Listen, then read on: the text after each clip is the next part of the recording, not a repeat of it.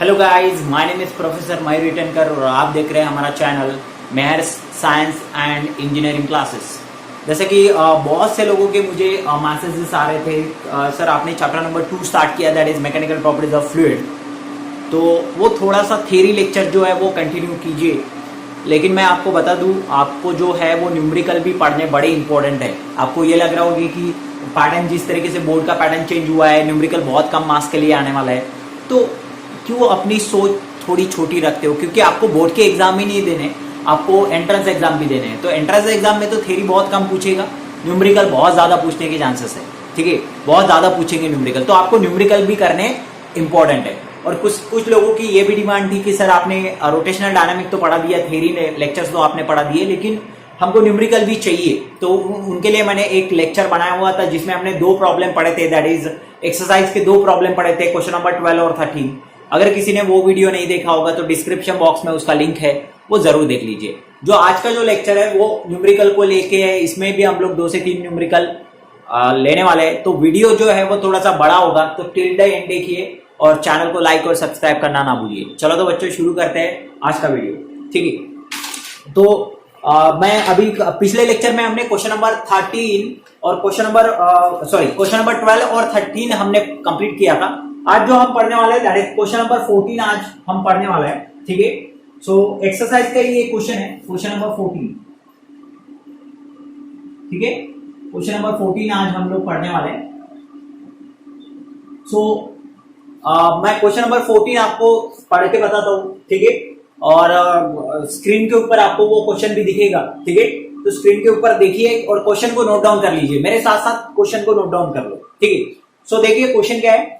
Part of a racing track is to be designed for a curvature of 72 meter. We are not recommending the vehicle to drive the faster than 216 km per hour. The angle should be road tilt. ठीक है, so what height will its outer edge with respect to inner edge if the track is 10 meter wide. ठीक है, तो ये जो question है वो कुछ इस तरीके का क्वेश्चन दिया हुआ है। तो आपको क्वेश्चन पढ़ते ही ये समझ में आ रहा है कि ये जो क्वेश्चन है वो एंगल ऑफ बैंकिंग से रिलेटेड क्वेश्चन है। ठीक है, सो हम लोग पहले समझ लेते हैं क्वेश्चन क्या है। आपको स्क्रीन के ऊपर क्वेश्चन दिख रहा है, क्वेश्चन आपने नोट डाउन कर लिया होगा। ठीक है, सो क्वेश्चन में देखो मैं 1 बाय 1 आपको हर एक टर्मिनोलॉजी समझा के दे रहा हूं। तो क्वेश्चन में क्या क्या दिया हुआ है? क्वेश्चन में दिया हुआ है कि part of a racing track, ठीक है, it's design for a curvature. तो आपको एक रेसिंग ट्रैक दिया हुआ है, हम रेसिंग ट्रैक बना लेते हैं, कुछ इस तरीके का वो रेसिंग ट्रैक होगा। ठीक है, so this will be the racing track. Okay, so it's curvature मतलब इसका रेडियस अपने को देखे। ठीक है, so this will be the radius. कितना देखे आपको radius? That is 72 metre. 72 metre का रेडियस देखे। ठीक है, अब आप क्या बोल रहा है? We are not recommending the vehicle to drive faster than 216 kilometre, मतलब आपको सेफ्टी स्पीड देखे, व्हाट इज गिवन डेटा। ठीक है, मेरे साथ साथ गिवन डेटा भी नोट डाउन कर लेंगे सब लोग। ठीक है, सो सेफ्टी स्पीड दिया हुआ है आपको, that is 216 kilometre per hour. ठीक है, और आपको और क्या देखे था? दैट इज रेडियस भी देखे था, रेडियस भी लिख लेंगे हम लोग, कितना है? 72 मीटर। ठीक है, अब आगे क्या पूछा है?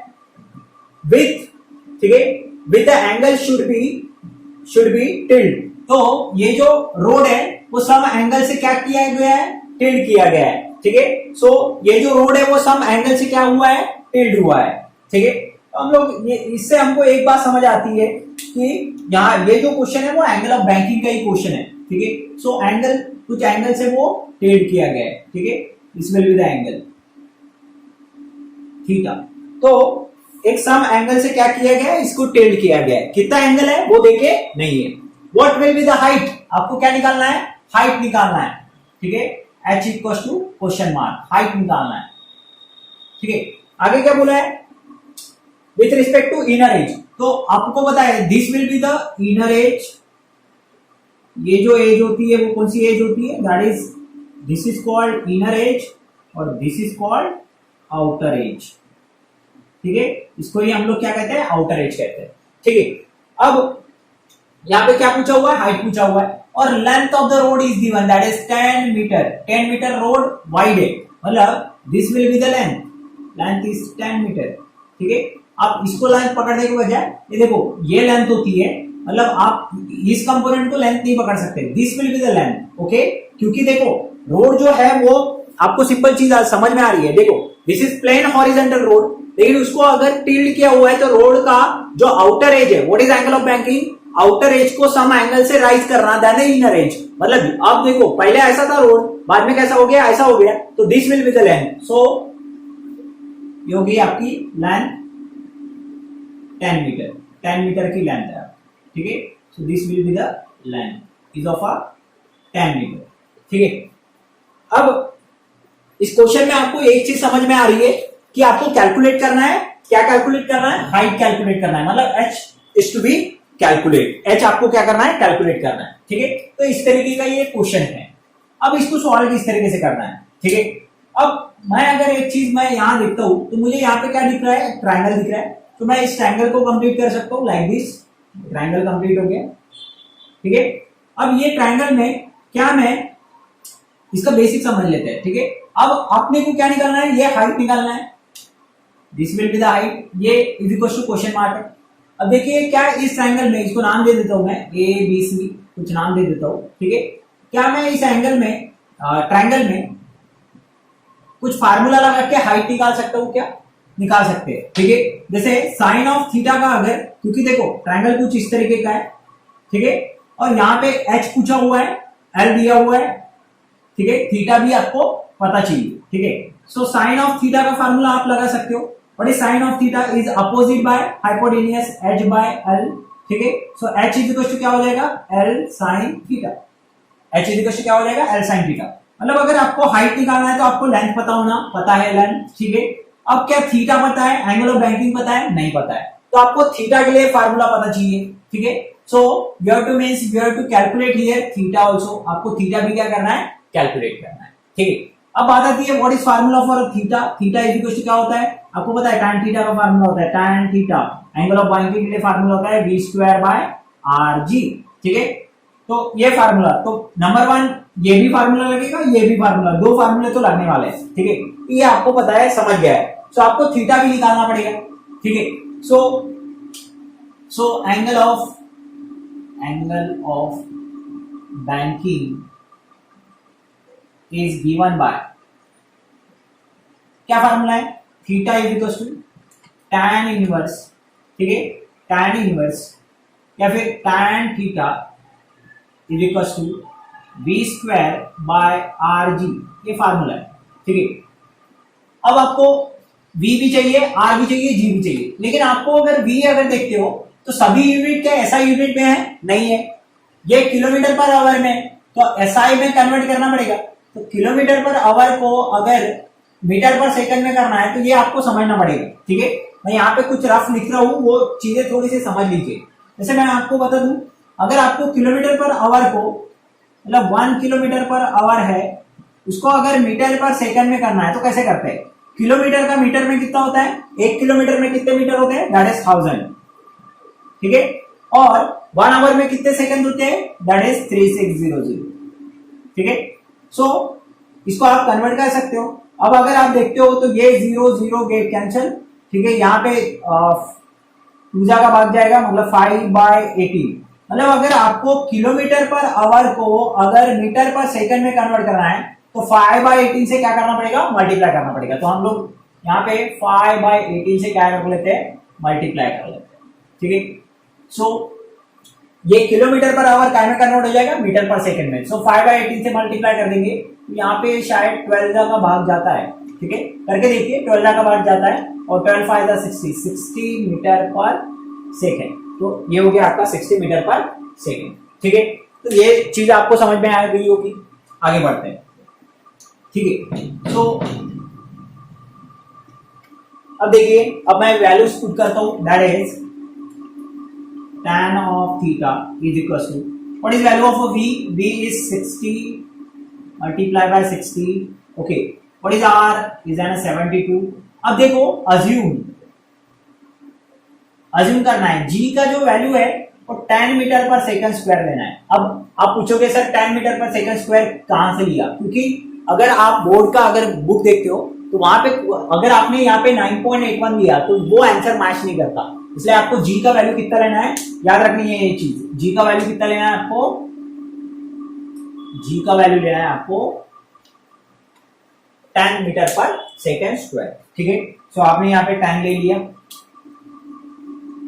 ठीक है, अब देखिए क्या क्या कैंसिल हो जाएगा, tan theta is equal to tan theta is equal to, अब 10 गेट कैंसिल। ठीक है, सो यहाँ आएगा 360 बराबर है डिवाइडेड बाय 72। ठीक है, डिवाइडेड बाय 72। अब अगर आप देखते हो तो यहाँ पे कितना भाग जाता है, शायद 5 का भाग चला जाता है। ठीक है, so tan theta is equal to 5। ठीक है, so theta is equal to क्या हो जाएगा, theta is equal to tan inverse of 5। अब आपको क्या करना है, ये डायरेक्टली आप फाइंड नहीं कर सकते, तो आपको इसके लिए क्या यूज करना है, लॉगरिथम का यूज करना है। आपको करना क्या है, सिंपल, आपको सिंपली जो है वो फाई ढूंढना है। फाई कहां पे आता है, ठीक है, वो ढूंढना है आपको। tan देखो क्या कीजिए, लॉगरिथम का लॉगरिथमिक टेबल ओपन कीजिए, वहां पे नेचुरल टेंजेंट में चले जाइए। कहां पे जाना है आपको, नेचुरल टेंजेंट में जाना है। ठीक है, और नेचुरल टेंजेंट में जाके इस फाई को ढूंढना है। ठीक है, वो कितने डिग्री पे है और कितने मिनट पे है वो आपको ढूंढना है। ठीक है, ये शायद मैंने क्लासेस के अंदर पढ़ाया हुआ है, लेकिन अगर आपको लॉग टेबल नहीं आते तो मुझे कमेंट बॉक्स में कमेंट कीजिए, मैं आपको लॉग टेबल भी समझा दूंगा। ठीक है, तो इस तरीके से आपको नेचुरल टेंजेंट में इसका फाई जो है वो कहां पे ढूंढना है, तो आपको एंगल पता चल जाएगा। मैं डायरेक्टली यहाँ पे आंसर लिख रहा हूँ, क्योंकि अगर मैं नेचुरल टेंजेंट वगैरह अभी पढ़ाते बैठा तो बहुत ज्यादा बड़ा वीडियो हो जाएगा, इसलिए मैं ये नहीं पढ़ा रहा हूँ। ठीक है, तो आपको ये समझना है। सो इसका आंसर आता है near about 78 degree 42 second, 78 degree 42 second. So this will be the angle of banking. अब क्या निकल गया, एंगल ऑफ बैंकिंग निकल गया। ठीक है, अब खाली एंगल ऑफ बैंकिंग निकालना है क्या, नहीं, ये क्वेश्चन था क्या, नहीं, क्वेश्चन क्या था आपका, क्वेश्चन था हाइट निकालना। ठीक है, so what is sine of theta, sine of theta का फार्मूला क्या होता है, h बाय l। ठीक है, so h is equal to क्या हो जाएगा, l sine of theta. So h is equal to l का वैल्यू है 10, साइन ऑफ कितना डिग्री, 78 डिग्री 42 मिनट। ठीक है, so h is equal to 10। अब ये नेचुरल साइन में ये भी देख लो, आपको नेचुरल साइन में वो नजर आ जाएगा। ठीक है, तो ये अगर नेचुरल साइन में अगर आप देखते हो साइन ऑफ इतना एंगल कितना होता है, दैट इज 0. मैं आपको डायरेक्टली आंसर बता रहा हूं, 0.98 होता है। So h is equal to कितना आता है, 9.8 metre, 9.8 metre. So this will be the height. देखो इसको अगर 10 से मल्टीप्लाई करोगे तो ना एक पॉइंट उधर शिफ्ट होएगा, दैट इज 9.8 मीटर। सो आपका क्या निकल गया, हाइट निकल गया। ठीक है, तो इस तरीके से आप लोग क्या कर सकते हो, क्वेश्चन को सॉल्व कर सकते हो। This will be the your answer. ठीक है, अब मैं आपको बता दूं यहाँ पे मार्किंग सीन किस तरीके से होता है। तो जनरली इस टाइप के क्वेश्चन जो होते हैं वो 3 मार्क के लिए पूछते हैं। ठीक है, कितने मार्क्स के लिए पूछते हैं, 3 मार्क के लिए। तो आपको ये कुछ लोगों को ये लगता है कि गिवन डेटा लिखने से मार्क्स मिलते हैं, कभी नहीं मिलते। ये बात आप अपने दिमाग से निकाल के रख दीजिए। मैं आपको बता दूं मार्क्स कहां पे मिलते हैं। 1 मार्क आपको मिलता है, आधा मार्क आपको मिलता है फार्मूला पे।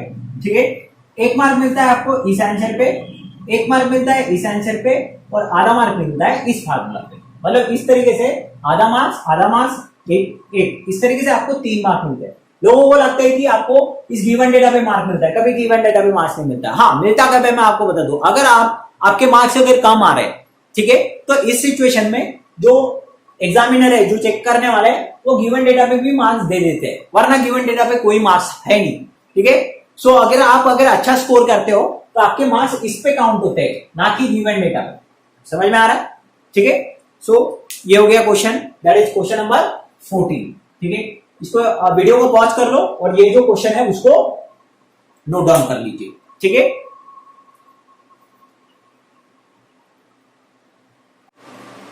हाँ, तो गाइज आपको जो क्वेश्चन नंबर 14 जो है वो समझ में आ गया होगा। ठीक है, आपने ये क्वेश्चन नोट डाउन कर भी दिया होगा। अब हम पढ़ने वाले हैं क्वेश्चन नंबर 15।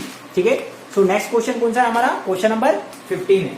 ठीक है, तो स्क्रीन के ऊपर आपको वो क्वेश्चन दिख रहा है, क्वेश्चन नंबर 15। ठीक है, अब मैं पढ़ के बता दो, आप क्वेश्चन मेरे साथ नोट डाउन कर लीजिए। ठीक है, क्वेश्चन क्या है देखिए, the road in the question number 14 about, ठीक है, मतलब रोड जो है वो क्वेश्चन नंबर 14 वाला ही है, मतलब ये जो क्वेश्चन है वो क्वेश्चन नंबर 14 से ही रिलेटेड कुछ क्वेश्चन है, ये आपको समझ में आ रहा है। Is constructed as per the requirement, मतलब जो रिक्वायरमेंट थी रोड की क्वेश्चन नंबर 14 में, कौन सी रिक्वायरमेंट थी कि थीटा इतना होना चाहिए और हाइट इतनी होनी चाहिए। थीटा कितना होना चाहिए 78 डिग्री 42 मिनट, और हाइट कितनी होनी चाहिए 98 मीटर। ठीक है, तो इतनी ही रखनी है आपको। The coefficient of static friction, तो अब हम लोग डेटा लिखना स्टार्ट कर लेते हैं, क्या क्या दिया हुआ है। ठीक है, साथ में ही डेटा लिख लेते हैं। एक काम कर लेते हैं, पहले क्वेश्चन पढ़ लेता हूं मैं, फिर भी डेटा लिखते हैं हम लोग। ठीक है, the road in the question number the road in the question number 14 above is constructed as per the requirement. ठीक है, so the coefficient of static friction between the tire of a vehicle on this road is 0.8. will be any lower speed limit, by how much can upper speed limit is exceed in this case. तो इस तरीके का ये question है। अब हम लोग given data से समझ लेते हैं कि क्वेश्चन में क्या क्या पूछा है और आपको करना क्या क्या है। ठीक है, सो क्वेश्चन तो सेम है, लेकिन क्या फर्क है वो चीज हम लोग थोड़ी सी समझ लेते हैं। ठीक है, तो आपको क्वेश्चन लिख लिया आपने, अब वन बाय वन हम लोग क्वेश्चन पढ़ते हैं और समझते हैं क्या दिया हुआ है। ठीक है, the road is in question number 14, तो वही रोड है। ठीक है, रिक्वायरमेंट वही है। अब रिक्वायरमेंट वही है मतलब आपको सिंपल चीज है, आपका थीटा कितना होना चाहिए, थीटा होना चाहिए 78 डिग्री 42 मिनट, और हाइट कितनी होनी चाहिए 98 मीटर, 9.8 मीटर हाइट इतनी रहेगी। ये कहां से आया आपका, from question number 14, question number 14 से ही आया है। ठीक है, 14 के आंसर थे। ठीक है, तो कोएफिशिएंट ऑफ स्टैटिक फ्रिक्शन मतलब आपको म्यू ऑफ एस देखे कितना है, दैट इज 0.8। ठीक है, 0.8 आपको देखे। ठीक है, will be there any lower speed limit, ये पूछ रहा है कि मिनिमम स्पीड है या नहीं है। ठीक है, मिनिमम स्पीड रहेगी या नहीं रहेगी। ठीक है, आगे में बोल रहा है कि अपर स्पीड लिमिट कितनी होगी, वी मैक्स भी कितना होगा, वी मैक्स भी कितना होगा। तो एक क्वेश्चन ये है, दूसरा क्वेश्चन ये है, दो क्वेश्चन है इसके अंदर। ठीक है, सो आपको क्वेश्चन पूरी तरीके से समझ में आ गया होगा। अब मैं आपको थोड़ा सा और डिटेल में लेके चलता हूं कि किस तरीके से यहाँ पे क्वेश्चन पूछा हुआ। ठीक है, तो ये तो भूल जाइए, अभी इसका कोई काम है नहीं। ठीक है, इसका भी कोई काम नहीं है, इसका भी कोई काम है नहीं। ठीक है, अब क्या बोल रहा है, यहाँ पे एक व्हीकल है,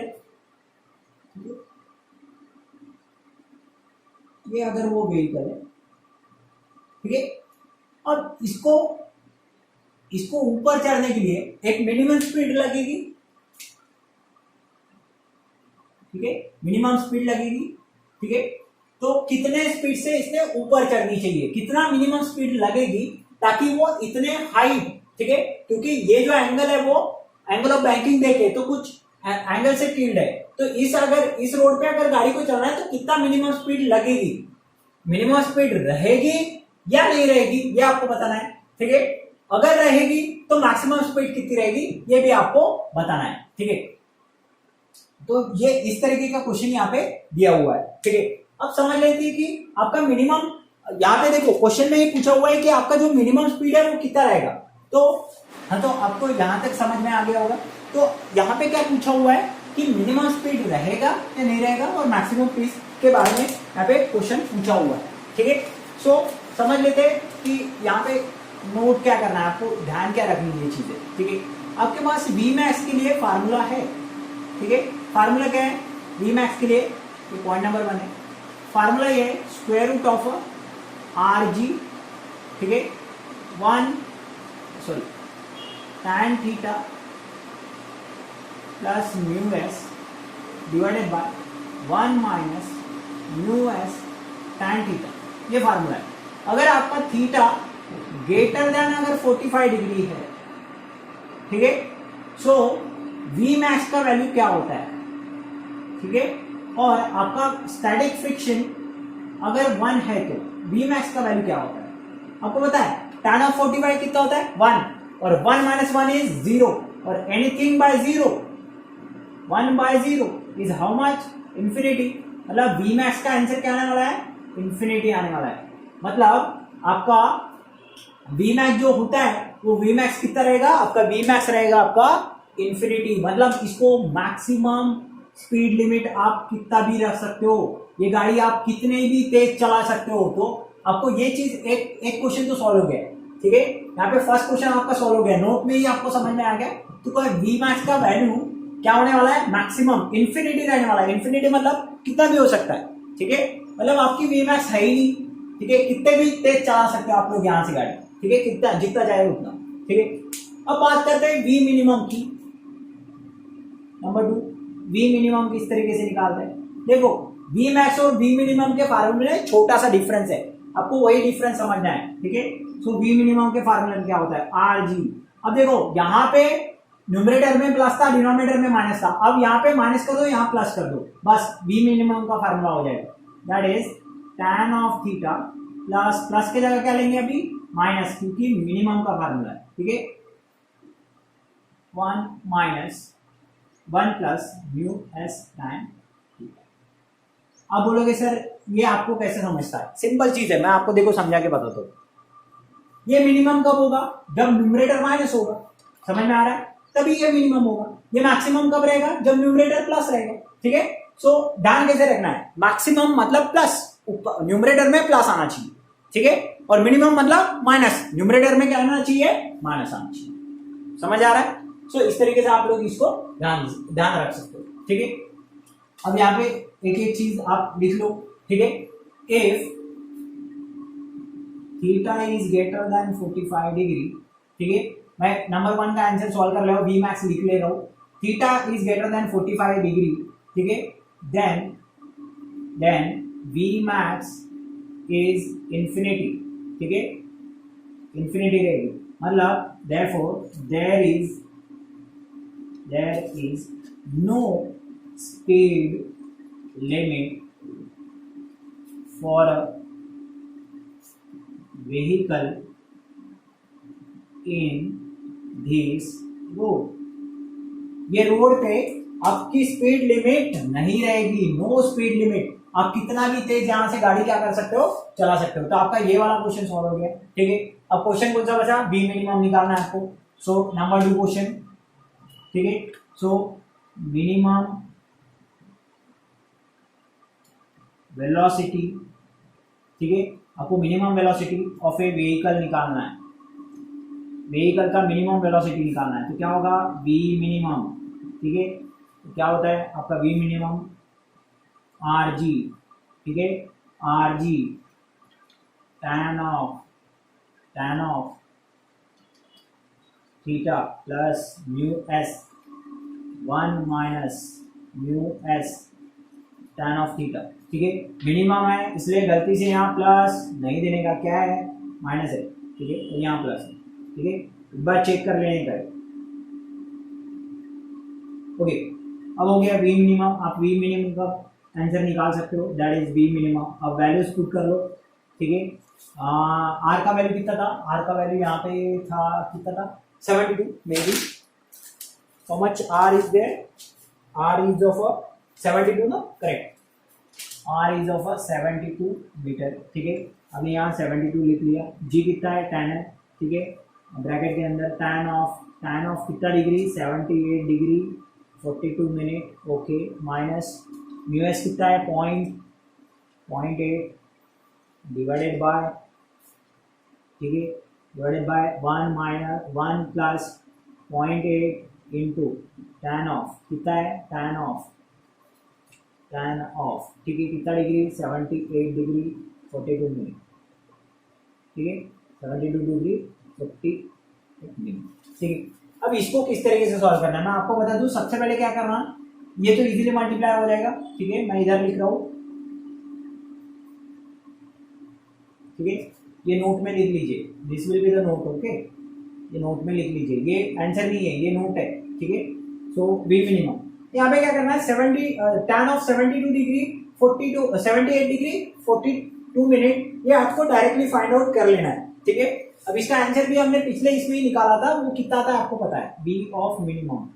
ये आंसर इतना कब आया था, जब 5 था आंसर इसका, इसको मल्टीप्लाई कर लो, ये इजीली हो जाएगा आपको, बी ऑफ मिनिमम, ठीक है। बी मिनिमम कितना निकलेगा ये आपको निकालना है, ठीक है।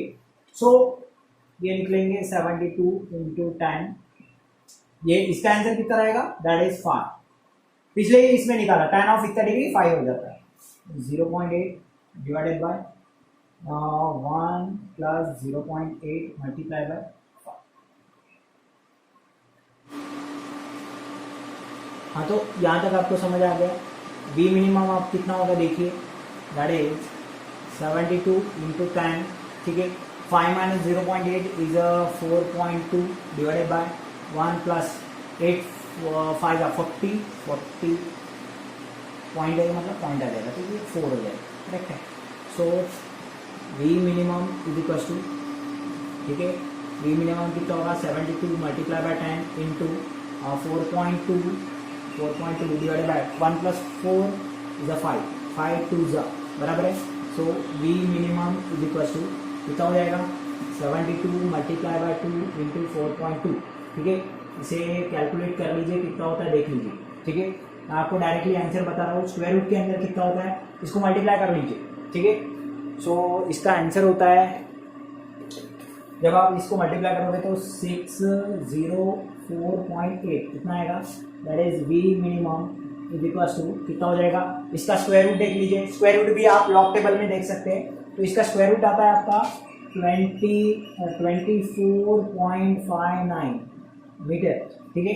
अब आपको जो स्पीड जो है वो जनरली किलोमीटर पर आवर में चाहिए, लेकिन यहाँ पे मीटर में आई है, तो इसको किलोमीटर पर आवर में कैसे करते हैं, दैट इज, देखो आपको ये पता है, सिंपल चीज याद रखनी है आपको, अगर किलोमीटर पर आवर को मीटर पर सेकंड करने हैं, ठीक है, मीटर पर सेकंड कर रहे हैं तो 5/18 से करना पड़ेगा मल्टीप्लाई, लेकिन मीटर पर सेकंड को अगर किलोमीटर पर आवर में करना है तो इसको उल्टा करना पड़ेगा, दैट इज 18/5 करना पड़ेगा, 18/5 करना पड़ेगा, समझ में आ रहा है। तो इसको उल्टा करना पड़ेगा, दैट इज 18/5 से मल्टीप्लाई कर दो, तो आपका वी मिनिमम का आंसर देखो कितना आता है, that is 88 kilometre per hour, ठीक है, 88 किलोमीटर पर आवर। अब ऐसा क्यों होता है वो आप समझ सकते हो, लगे तो नहीं समझता हूँ तो मुझे पूछ लीजिए, इतना तो आपको समझ में ही आता है, ठीक है। सो ये हो जाएगा आपका फाइनल आंसर, ठीक है। ये एक आंसर हुआ, और एक आंसर कौन सा हुआ, दूसरा, ठीक है। तो आपको यहाँ पे मार्क्स कैसे मिलते हैं, 1 1 हाफ हाफ 3, गिवन डेटा में मार्क्स नहीं होता है, समझ में आया। सो अगर और एक न्यूमेरिकल लेते हैं तो वीडियो शायद और बड़ा हो जाएगा, तो इसके 2 न्यूमेरिकल आपको समझ में आ गए, ठीक है। तो एक ही काम कर दीजिए, रिक्वेस्ट इतनी ही है, तो बस लाइक कर दीजिए वीडियो को, ठीक है। और अगर अभी तक कोई अगर नए व्यूअर्स है तो वो जो रेड कलर का बटन दिख रहा है सब्सक्राइब का, उसे सब्सक्राइब जरूर कर दीजिए, ठीक है। So thank you guys, thank you very much.